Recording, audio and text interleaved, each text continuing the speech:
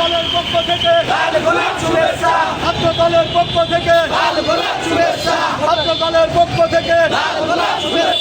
ছাত্র দলের পক্ষ থেকে তারেক জিয়ার আগমন